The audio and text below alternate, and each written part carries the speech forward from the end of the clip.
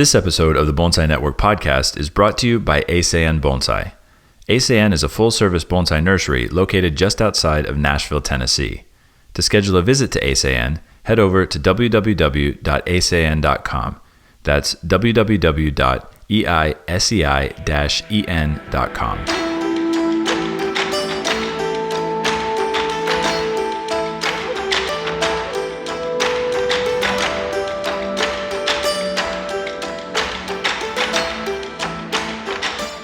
Welcome back to a brand new episode of the Bonsai Network podcast. Once again, this episode is coming to you from Japan. As a matter of fact, the content of the episode here, we actually recorded this at the Kokufu, at the Green Club, which is the sales area that runs in conjunction with the Kokufu, or the Japanese National Bonsai Exhibition. So the interview this time around is with a buddy of mine, Adam Jones. He's an American who has been living and working as a bonsai professional in Japan for a number of years. And as a matter of fact, he just started his own bonsai nursery in Japan just last year. So very exciting to get to sit down and interview Adam and kind of see what the process was like setting up a nursery in Japan as a foreigner. So without further ado, here is the interview with Adam Jones. Okay, so I'm here with Adam Jones. We're hanging out at the Green Club at the Kokufu. For those of you who don't know, the Green Club is the sales area that's held in conjunction with the annual Kokufu, the Japanese National Exhibition here in Japan. So Adam and I wanted to sit down and have a little bit of a conversation during lunch here one day and just shoot the poo, so to speak. So we try to keep this family-friendly, podcast. So keep the language, Ponder the poo for a moment. Yeah, ponder the poo. So Adam and I have known each other for what, probably 8 years? 7 or 8 years. 7 or 8 years or so. So you originally came to Japan as a language instructor, is that right? And then kind of moved into bonsai from there? Yeah. So what was your initial sort of introduction to bonsai once you got to Japan? Well, okay, so I came to Japan in 2011, right after that big earthquake. And I came over here to originally to teach English, because this is like the way in, right? This is the way to come and hang out in Japan, not as a tourist, but rather as an actual member of society, get a paycheck. And just by sheer happenstance, the school that I was working at was in Agio, which is right next to the Omiya Bonsai Cho. Oh, perfect. And at that time, I actually had no idea that there was a thing called the Omiya Bonsai Cho, right? I had no idea. But then my manager at the English school, she's found out that I really liked plants and that I was interested in Japanese gardens. And so then she said, "Oh, you should go check out the museum." So then I was going over to the museum on the weekends, and then one day I just stumbled into Mansei-en. And I remember I was walking down the street talking to my friend on the phone, and I just looked up, and all of a sudden there's this bonsai garden. And I was like, "Oh wow, look at this!" So was that the first bonsai nursery that you had walked into in all of Japan, like the very first place that you had seen? I think the very first place I walked into was Fuyuen. Fuyuen, okay. Down the street. Down the street. Just down the street, So it was the same day. Gotcha. And then when I walked into Mansei-en, it was just, mind blown. The place is fantastic. Right. And then I thought to myself, over the next handful of months, maybe I'm going to see if I can figure out how to study this. Right. Because at that time, one of my thoughts was to just spend as much time as I could in Japanese gardens and then go back to the States to pursue a career in landscape architecture. Okay. But then when that wasn't the first time I ever saw bonsai or anything like that, right? I mean, we're of the same generation. The Karate Kid does us all, right? But then it's like this combination of plants and art, right? This is bonsai, right? You can control it all. You can control the water, the sun. So that just really appealed to me. And that first time I went into Mansei-en, Hirao-san was working there. Okay. Masashi Hirao. And he speaks some decent enough English, right? So he said to me in English, "Hi." Right. And so, wow. Who knew? And so then I managed to go back there a handful of times and over the course of about 6 months convince them that they should let me study there. That's very cool. So did you approach it as wanting to come in and do a full apprenticeship right from the get-go, or were you like, I want to come in and maybe take some lessons? Well, originally, I felt like in order for them to even let me hang out, I was going to need to offer them some length of commitment. So initially the thought was I'll spend 2 years there, because my initial visa was a work visa, right, to teach English, and that's a 3-year visa. So when I spoke with the owner of Mansei-en, one of the first questions was, what's up with your visa? Right.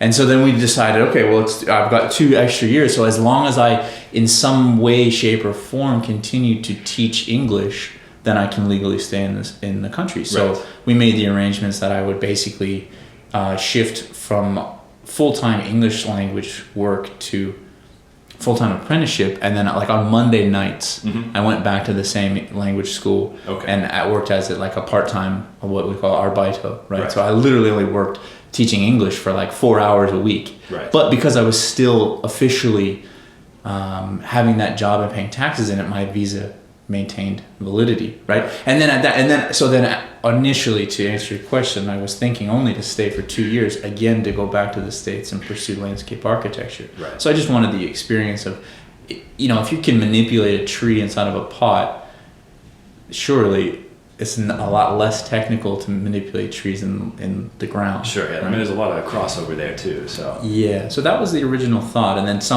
at some point, I don't remember when exactly it happened. No, actually, I do. I was in a car with Hirao-san taking trees to a photo shoot for a calendar, and he said, you should stay and do the whole thing.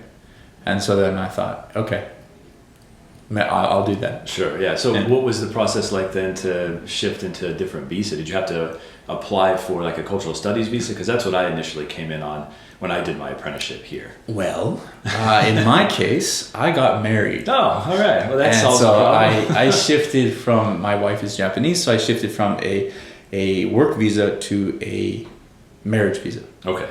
Did that give you permanent residency right from the get-go? Okay. No. So a spousal visa is only good for 1 year, and then you have to reapply, and they'll give you a 3-year spousal visa, and then you can reapply for a 5-year spousal visa. And at some point in time, depending on what country you're coming from, you can apply for permanent residency. Right.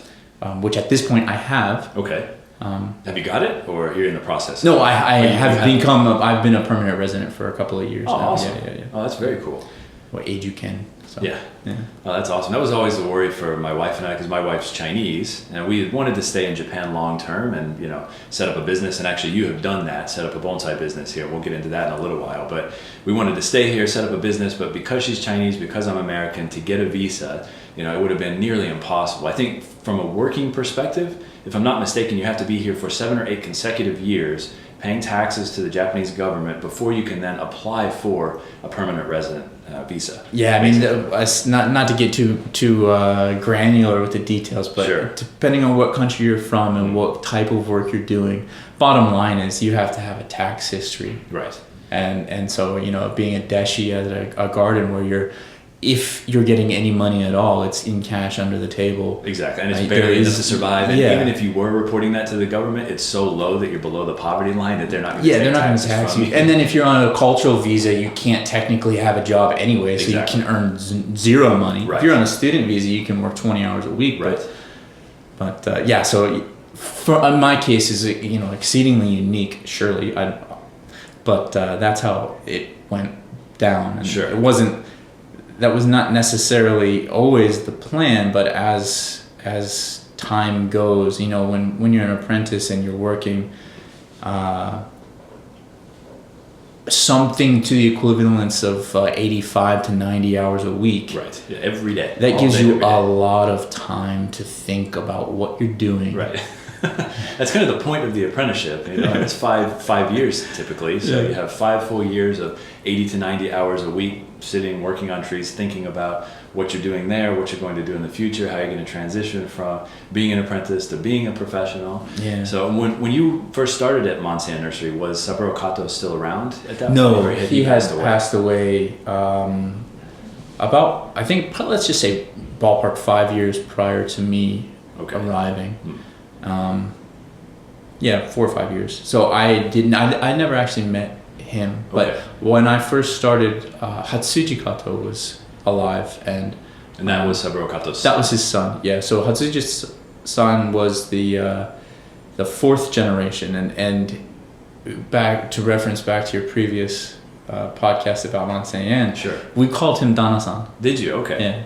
Okay. And so we called Hatsuji-san Dana-san, and we called his wife Okusan. But because me and the handful of guys the other two guys that were apprentices at the same time as me, we never met Saburo or his wife, so we didn't call Hatsuji Wakadana, right? Because inside of the Japanese language, there's so much the frame of reference inside of the relationships of people. So, for example, Hirao-san at that time was still calling Hatsuji-san's wife Waka Okusan, right? Young wife. Young wife, right? But for us, we call her Okusan, right, which is just wife. Right. And then, so we do not call Takahiro Kato, who was now the 5th generation owner of Mansei-en, who was basically running the place the whole time. He, in some sense, he was my teacher. Okay. Right. Well, in most sense, he was my teacher. Hatsuji-san was old enough at that point that he was hanging out, smiling at people. You know, right. I mean, he was taking a lackadaisical approach to it. Sure. You're not worrying about the business. Right. But we do not call Takahiro either Oyakata or Dana-san. What do you call him? We call him Takahiro. Huh. And do you put the san on the end of it, or is well, of course, okay. Of course. Yeah, we just call him Takahiro. Yeah. And so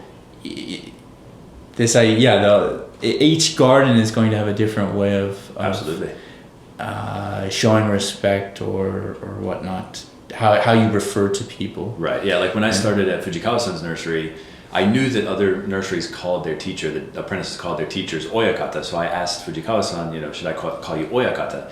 And I was his first apprentice, and I think it was a little bit weird for him to be called that all of a sudden. Yeah. So he wanted me to call him Fujikawa-san from the start. So for the first, I think, 4 years of my apprenticeship, I called him Fujikawa-san. And then by my 4th year, we started getting new apprentices in. And at that point, he had gotten a little bit older and had gotten used to the idea of having apprentices. So he wanted me to switch to calling him Oyakata. And it was really difficult to go back and forth, to actually shift from Fujikawa-san to Oyakata. It felt weird for me. Because Oyakata translates to parental figure. Yeah. And he was always sort of like extended family in that regard, in terms of taking care of the apprentices at the nursery. And I'm sure it was, similar situation where you were as well. So it felt like a parental figure sort of, but to call him, Oyakata, it just felt weird to me, Yeah, there are some nuances involved with the Japanese language and the use of the word Oyakata that are a little... It's difficult to translate them, and in most situations, I don't necessarily think that it's appropriate to use the word Oyakata in most situations. I mean, unless you're like 16 and you live with the person and they feed you and you use the same bathtub, right? go for it. You go ahead and use the word. But other than that, man, it doesn't. Right. Yeah, speaking of using the same bathtub, like when Fujikawa-san actually did an apprenticeship at Mansei-en back in the 80s, and that's why I did the podcast a few weeks ago about Mansei-en. Yeah. And this is sort of how we got to talking about doing a podcast together, kind of as a follow-up to that. But back in those days, they all lived in an apartment near the nursery all together. Did you have that same experience, or did you have your own separate apartment? No, we all we lived in an apartment. All the deshi lived in the same apartment together, but we had our own bedrooms. We had I mean, there was like a sliding door, sliding paper door in between. Right. But yeah, it was about 5-minute walk from the garden, and we all lived there. Okay, and you were there for the first couple of years, and then after you got married, did you then move into a place with your wife? Is that sort of how it went down, or? Yeah, again, the basic answer is yes. Okay. It was the same building, but a different apartment. And then I lived with my wife in that Sure. in that same building, again, 5 minutes away. Because when you're a deshi man, it's like you're at their beck and call. It's indentured servitude, isn't it? Exactly. How many times would you get a phone call at like 4 o'clock in the morning? Oh, Adam! Yeah, the wind is blowing. Where are you? Yeah. What do you mean, where am I? It's 4 in the morning. I'm asleep. Yeah, come quickly. Yeah. Come quick. Yeah. Come now. We're waiting for you. you're waiting. What are you? Okay. Yeah. You know, and you have no choice, obviously, but to get up and go. Yeah, exactly. Yeah, that's just part of it. Yeah, you're out there beck and call for sure.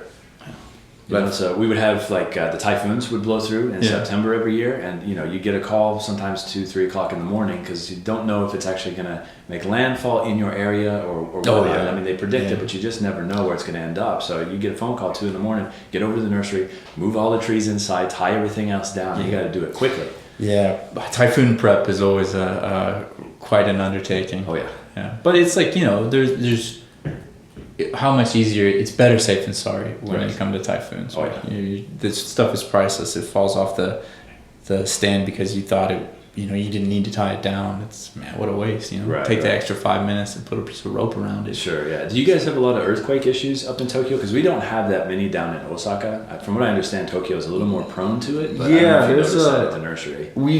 During the apprenticeship and even now at my own place. Yeah, often, I mean, I don't know that you could say like we get an earthquake every week or something like that, but yeah, there's enough of them that every once in a while there's a big enough one that the sirens go off and everybody's cell phones freak out. Right. Yeah. So do you tie trees down just in case that happens? I don't for earthquake purposes, but during the typhoon season, then everything is tied down. Sure, yeah. Speaking of earthquakes, I know that back in the day when Mansei-en was originally set up, it was a lot bigger than what it is now.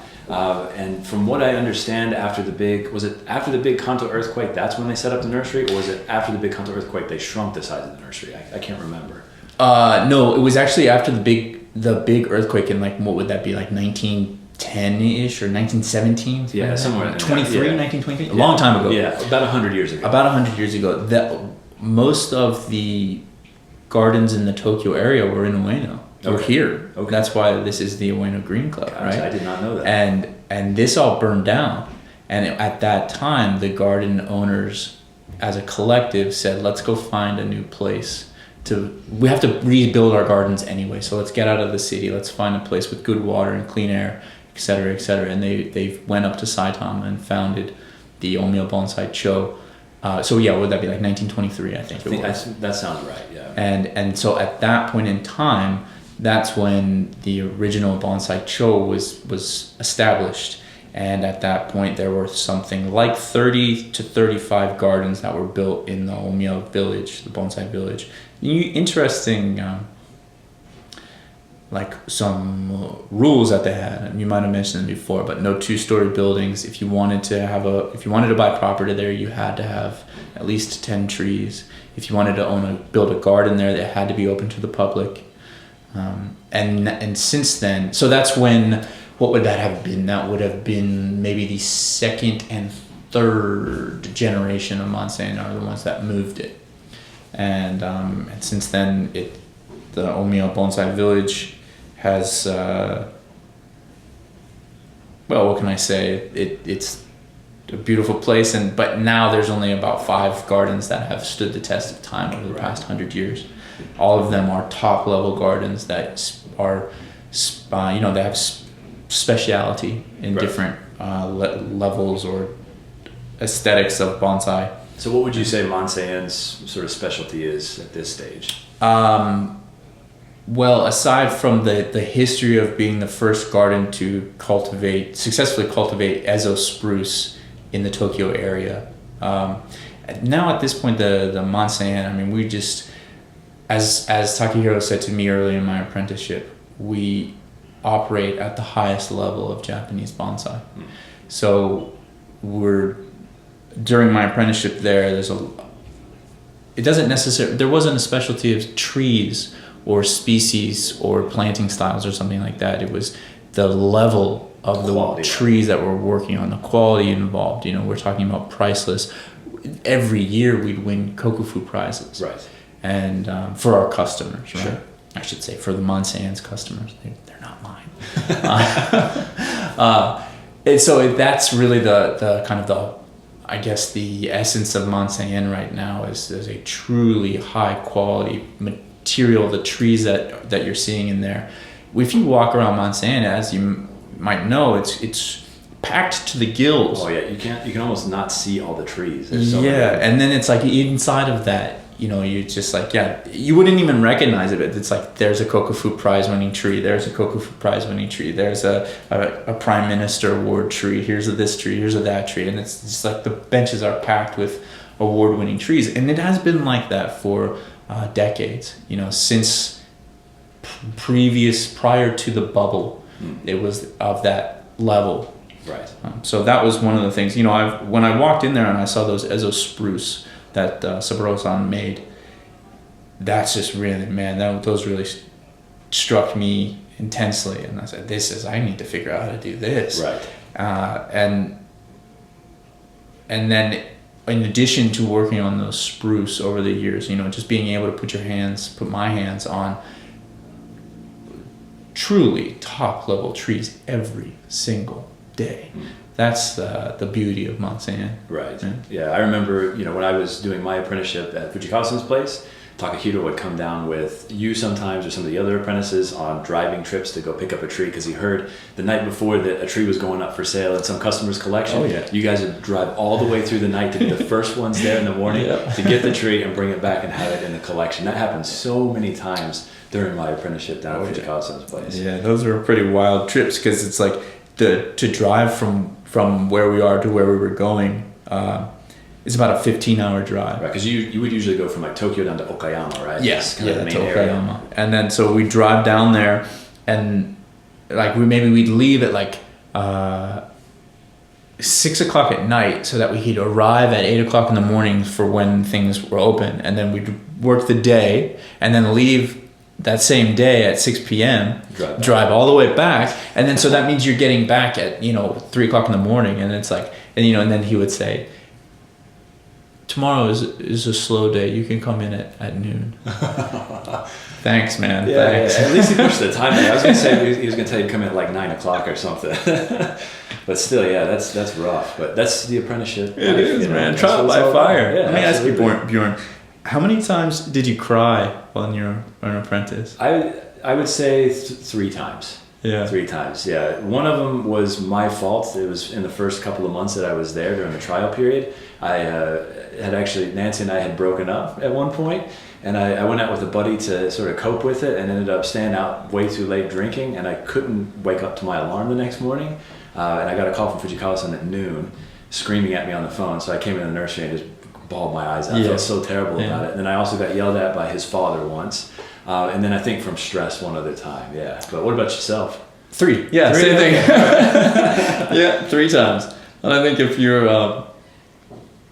haven't cried, it's not a real apprenticeship, exactly. right? Yeah, I totally agree. But really, trial by fire, man. Yeah. It's like after you finish, the apprenticeship is very, very, very hard, especially that 4th year.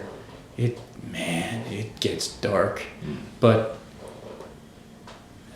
it's in fact, it's the best experience for what this job really is. This is not an easy thing to do. No, it is not. And a lot of people think, it's you're sitting and drinking some tea and thinking Zen thoughts and making trees and clipping some things. But no, man, I don't know that I've had a day off in the last year and a half. Yeah. So we bought our house and we started building the garden in 2018. So I am now in my 2nd year. I've officially opened, right? I'm open for business now, and this is only my 2nd year. Then in that time, maybe I had like 2 days that I actually got to do nothing. Right. And it's just, it never ends. So that all that trial and the hardship and the frustration and the true mental and physical challenge of being an apprentice, it sets you up for. If you can do it, then it doesn't get any easier. No, it doesn't. That's the thing. Like you tell people, if you want to do an apprenticeship, because I'm sure people ask you all the time, I want to be an apprentice in Japan. What's it like? And you tell them, you get maybe 1 day off a month if you're lucky. During the busy season, it could be 3-4 months before you have a day off. You're working from sun up to sundown, and they think, oh man, that's crazy. But if I get through it, I can relax a little bit. But it's exactly the opposite of that. And I should have known that after going to Fujikawa-san's place for the first year or so. you notice that like at Fujikawa-san's place, he only takes 3 days off a year, January 1st, 2nd, 3rd. That's it, just to be with his family for the New Year's. Every other day of the year, he is at the nursery from sun up to sundown. So when it's true no matter what business you run, whether it's bonsai or anything else, if you're the owner of the business, you want it to be successful and you're going to work 7 days a week to make that happen. But in the bonsai world, you have the added risk of the things that you're working on dying. So it's that added level of stress each day on top of it. Yeah, and when you're an apprentice, you're doing what you're told to do. Right. So you're not the one making the decisions. In fact, you can essentially go through there blind. Because they're not your trees. You're not making the choices. You're not making the decisions of what needs to. You're doing what you're being told to do. But then if you're running the business, now you got to worry about paying the bills. Right. Exactly. And how does that work? And finding customers, et cetera, man. And it's a true challenge. And for me here, there are even more levels and layers to the challenge of what I'm trying to do here. Right. So speaking of that, let's talk a little bit about sort of, your business that you've started here. So you mentioned a little bit that a couple of years ago you started a nursery here essentially. Yeah. So you bought a piece of land, right? Mm-hmm. And it's not far from Narita Airport, correct? Yeah. So, nice, good location. Narita Airport's the main international airport that everybody uses to fly into Japan. How much land were you able to get? And sort of talk a little bit about the house that you got as well, because that's pretty interesting. Sure. So the location is in Amimachi, Ibaraki Prefecture, which is, you can Google the Ushiku Daibutsu, the Ushiku Buddha statue. And it's like this 5-story tall big Buddha statue. That's the largest standing Buddha in Japan. My house is about 10 minutes away from there. Oh, that's cool. And that makes it about 30 minutes drive from Narita Airport, an hour by train or by car to Ueno, where we are now, and about an hour and 15 drive to Omiya Bonsai-Cho. And I managed to, by sheer luck and timing, to be honest, I have 3.5 acres of land, which is 4,000 tsubo. That's crazy. So 3,000 acres, or 3.5 acres of land is, as you just said, insane. Yeah, that's it's unheard of. Yeah. When I tell the Japanese people, a lot of people ask like how they hear that I bought land or whatever, and they're like, how much land? And I say, Yonsen tsubo, which is 4,000 tsubo. It's measuring 2 square meters or something. Anyway, so let's say 4,000, and they're like, you mean 400? Like, no. 4,000. And they're like, well, this guy's in this foreigner, he just doesn't know how to count in Japanese or something. And it's like, no. So it's this beautiful piece of land, and the house that's on it was built, and then the original people that built the house, the husband died while it was being built, and the wife said, I don't want to live in here because it's too sad. Right. So then she almost immediately sold it to another gentleman, and that gentleman used it as his guest house, meaning he went there on the weekends to hang out with his homies, right? And so this house has been standing for about 15 years, but no one ever lived in it.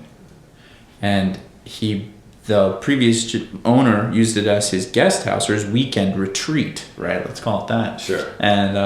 And he runs a business that they import high-end luxury cars into Japan. So he built a detached 2-car garage for his Rolls Royce, which I now converted into my studio, right?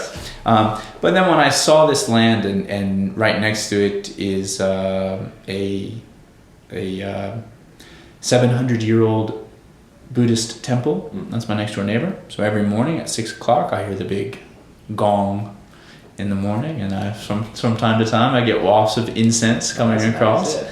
And then right next to that is a small Shinto shrine.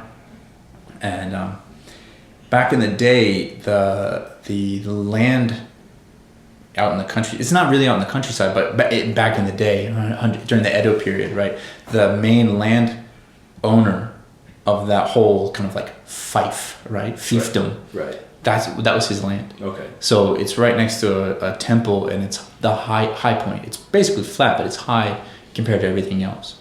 And so in terms of flooding or things like that, or big earthquakes, it's solid land. And so we managed to get the loan to do that, and we moved there, like I said, in 2018.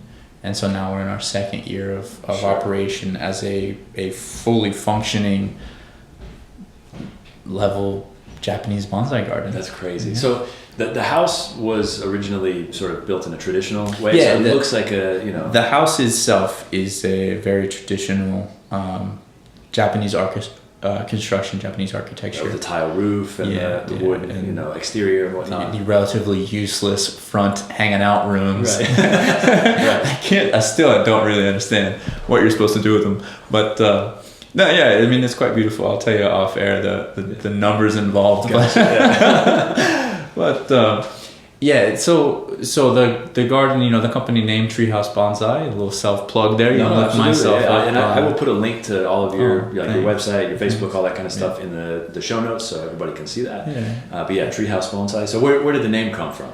Well, you know, we thought for hours and days and months, in fact, about names and you know, do you use a Japanese name? Do you use kanji? Do you use it in English? How do you do this? And we settled on using an English language name, and because it's like cool in Japan, right? Sure. And then, you know, so I'm not thinking like treehouse like a kid's playground, you know, fort out in the woods treehouse, but rather three individual things: the trees, the house, and the bonsai. Because in my yard, on my property, we've got 400-year-old cedar trees, like a grove of them, and we've got these massive Zelkova, and it's just beautiful. I live in the forest. It's beautiful. So that's the tree, and the house is this fantastically beautiful traditional Japanese style architecture house, and then the bonsai. So three separate ideas: tree, house, bonsai. Okay. That's where the name comes from. That's very cool. Yeah. So to get the ball rolling with the business, obviously, you know, to buy the house, took a loan out to do that. To get the ball rolling with the business, was that like a separate business loan? The reason I ask is because my wife and I had thought about doing all of this in Japan, but it was so difficult to do, and I kind of want to know about that process. Yeah. You know, for you as a foreigner here, I know you're married to a Japanese woman. Sure. Well, like I went from an English language visa, work visa, to a marriage visa, and at that time, my wife was headhunted by a company to start and run an online English language school. So she then convinced the backers of that company that they should have a white face, a foreign Western face, to go along with it. So they hired me to deal with the training and to write the curriculum. So all throughout my apprenticeship, it was only ever Monday nights that I did this, but I always had an English language education job, which allowed me a tax history. Right.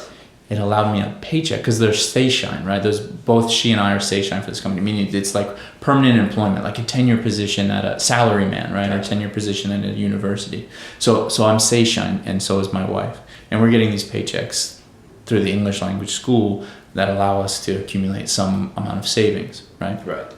So then I get to a point where I can apply for permanent residency. I apply for permanent residency. In order to get a loan for a house, you have to have permanent residency. You have to have a Eisei-en job that you've held for over 5 years, and you have to have tax history. Otherwise, the bank is not going to give a foreigner a loan. You can go and buy, if you're independently wealthy, you can go and buy some land, do whatever. But if you need a loan, a housing loan, it's not going to happen unless you're permanent resident with tax history and permanent employment, right? Which I managed to have all three of those. Perfect. And same with my wife. She's permanent employment and tax history. So we managed to get a pair loan, right? A pair loan. Okay. And that's how we convinced the banks. I mean, it's not like we convinced them. We went to probably 20 or 30 different banks, and every single one of them, for various reasons, just looked at us and said, like, there's no way. Like a handful of them looked at the property, and they're like, we don't even understand these numbers. Because on paper, that big piece, that 3.5 acres, is actually 14 different plots of land. All just combined together. All combined into one sale. But officially, we have 14 different deeds. Right. And so we go to one bank, and they're like, what? Yeah. And then we go to another bank, and they're like, no, but you're not Japanese. Right. Like, go away. Yeah. Okay. So it took 6 months to figure out if we could even do this. And the previous owner, right, we contacted him. I found the house on a real estate website, and when I looked at it, I thought, oh, this is beautiful. This is a perfect place. I want to buy this. And I looked at the price, and I was like, we can't afford this. So I said to my wife, I said, maybe we shouldn't even go look, because if we go look, I'm gonna be disappointed if we can't get it. And she said, no, let's go look. So we called up the real estate agent, and he called the owner and said that there was an American interested in looking at the house. And then so we went out to the house and met the owner and told him what I was planning on doing. I wanted to build a bonsai garden, and he seemed to be excited about that. That's and pretty then cool. Afterwards, so I'm told, he told the real estate agent, don't show this house to anybody else. Really? I want to sell it to Adam. Oh, that's awesome. And so it took 6 months, and it was like, can we do this? We're right on the edge. Can we afford it? Blah, blah, blah. Will we get the loan? Right. Et cetera, et cetera. And we managed to work with everybody, and the previous owner of the house, he was willing to be patient with us. And so anyway, so we managed to get that all straightened out, and I happen to have a 35-year mortgage. Yeah, that's all right. And so then that took the majority of the money that we have, Right. Or had at the time. And then since then, so in Japan, the business stuff is very different than in the States, where like you're not going to get a small business loan in Japan if you don't have an established like the Japanese version of a small business loan is a business that's already been up and running and successful, that you can prove that you have 5 years of profit. Right. Then you can get a loan. Right. So it's like, okay, well, I want to start a business, and they're like, no. So the work that I'm doing on the garden is slow but steady work that I can do, building inventory, building the garden itself, the infrastructure of the garden, slowly but surely by myself, with the finances that I have available at the time. Right. So whatever you make, you reinvest it back in. Yeah, exactly. And and so that's the game that we're playing right now. Sure. So you got the house, you got the land, you got the loan to start all that. What was the first step in actually like breaking ground in building the nursery? The first step of breaking ground and building the nursery was to remove the elementary school level playground equipment that was in the only flat spot of land. Which, and then when I saw the house in the beginning with on the pictures on the internet, I was like, okay, I'm going to take that playground equipment out, and that's already flat. So that's where I'll put my first benches. And then I did that, and I built the benches, redid the workroom, and built the quarantine facilities all within a month and a half. When we first moved in, we moved in April, and the quarantine check starts in April. So I had the quarantine. During my apprenticeship, I built a quarantine space in my wife's parents' yard. And then, so we had to do the paperwork to shift all those trees into the new quarantine space. So I did that very quickly. That was the time crunch, was to get the trees down into the new quarantine space in order to, from the second year of the quarantine process, have the official location of the quarantine houses be at the new garden. Right. So that was like step one: build hoop houses and make a quarantine space, build redo the garage into a workroom, and then build these benches that I actually can put like trees on. Right. So that was a rush a couple of springtimes ago. And so that was the first step. Okay. And then, so you mentioned the quarantine facility. What is the goal with the quarantine facility then? So right now I have a quarantine license to export into Europe and to export into the United States. And into the Europe, it's a 3-year quarantine process for various different species. Into the States, a different process. It's up until now, it's been a 3-year quarantine. to pre-quarantine them, pre-shipment here in Japan, and then that in that sense I can ship direct to. They don't have to be post-quarantine. They have to be checked by APHIS upon arrival, but then they can have to be bare rooted as well? They do have to be bare rooted. This gets real complicated, but there are three kind of paths that you can go through the quarantine into the States process if you can manage to convince APHIS to help you deal with this. They're rather reluctant. But the easiest way, which is what I have set up now, is for Satsuki and for white pine, Japanese white pine. Both of which need to be bare rooted for shipment. Right. And so with the Satsuki, that's not really that big of a deal. Less of a deal than with the Goyo or with the white pine.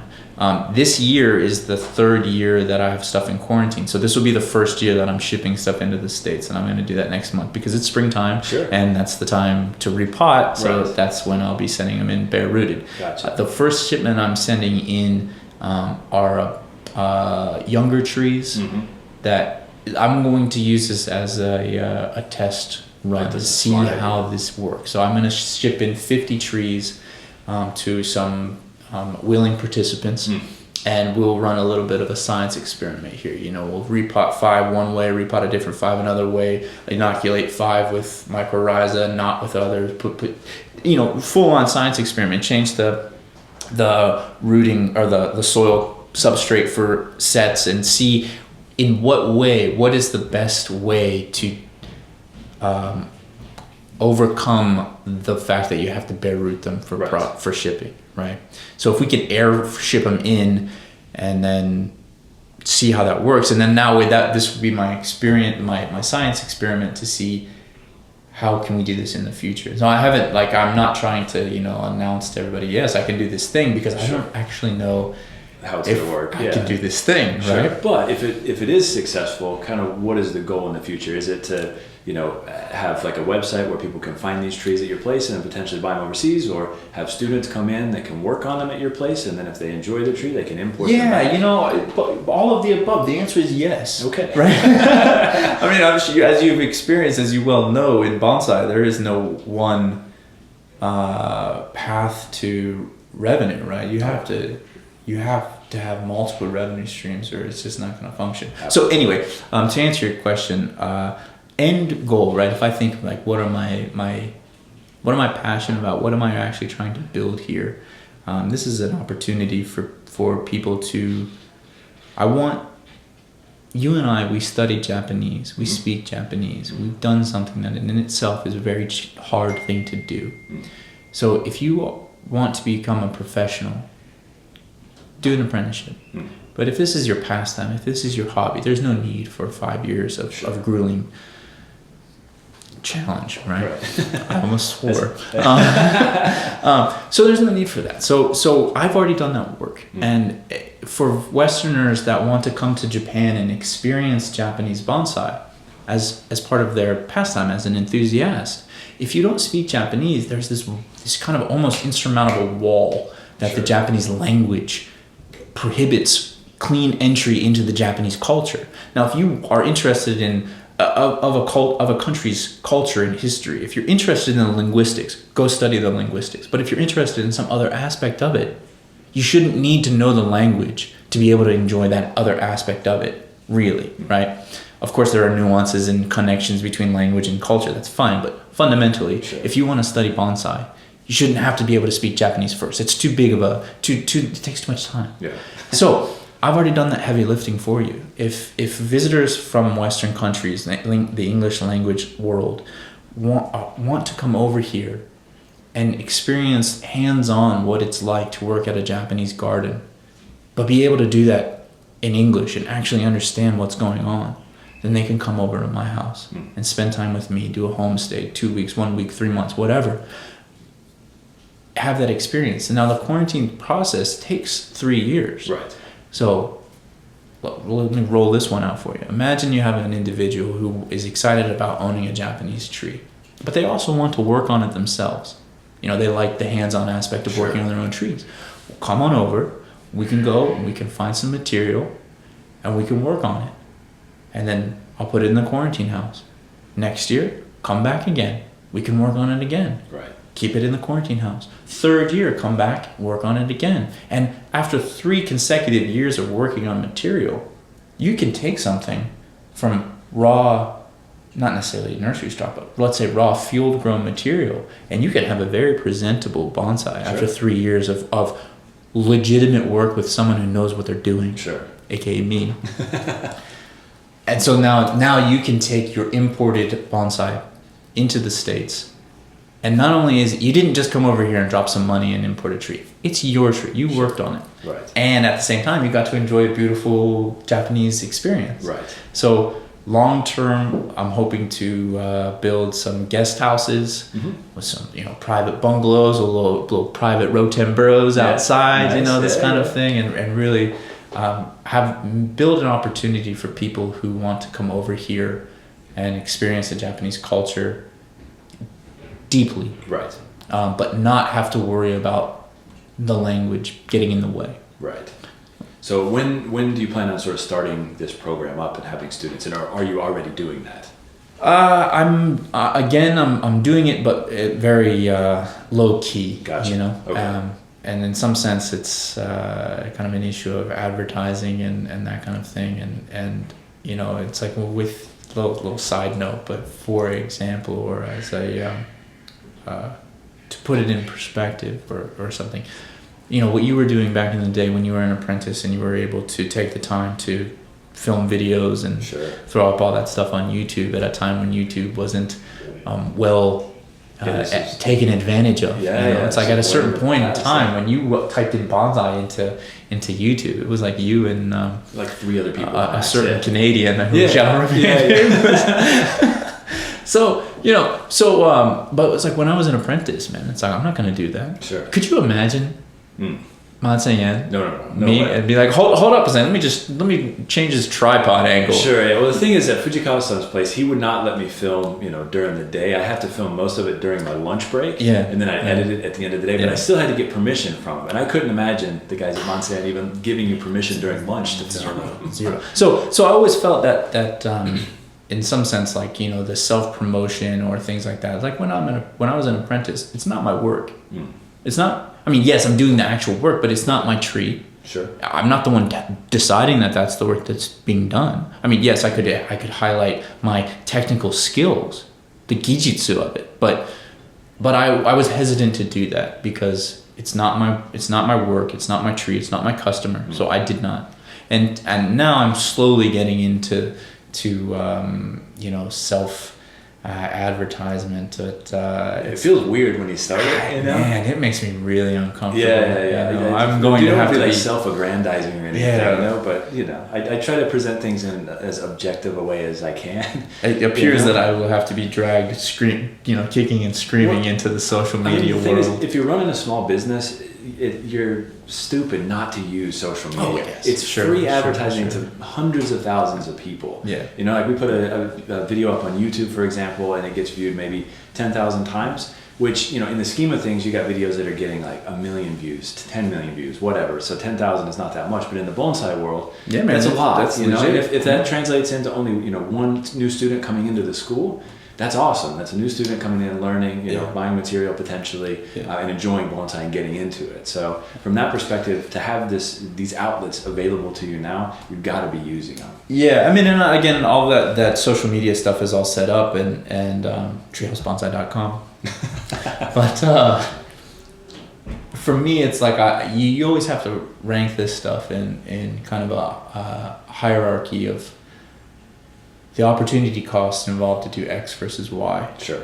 And my opinion of it now is that me being the only non-Japanese bonsai professional in Japan running a professional garden, I've got serious obstacles in front of me domestically here in Japan that I feel are more worth my focus. Do you want to go into detail on any of those?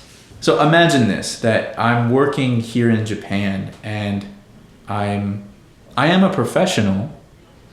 so my access to material is equal to any other professionals, right? I worked at Mansei-en, and Mansei-en is at the top of Japanese bonsai, right? So everybody here knows who I am, but I think there's still a bit of like, what's this dude doing kind of thing? Like, how is this dude doing this? What's this guy all about?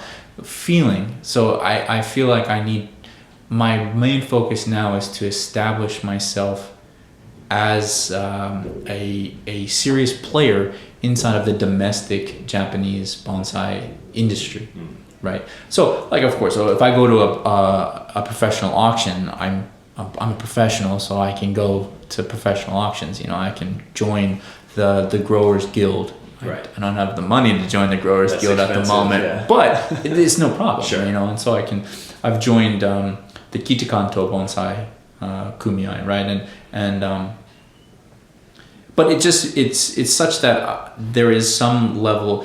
If for my opinion, I feel like I need to be more established domestically here to allow for Westerners to want to choose my garden versus another garden that has been established for generations and has that depth of quality material that you accumulate over generations of running a business that I am in the infancy of accumulating. Right. So at the garden right now I have let's say something like 100 chuhin or omono sized trees and something like 200 shohin sized trees. So that's a good like 300 trees, right?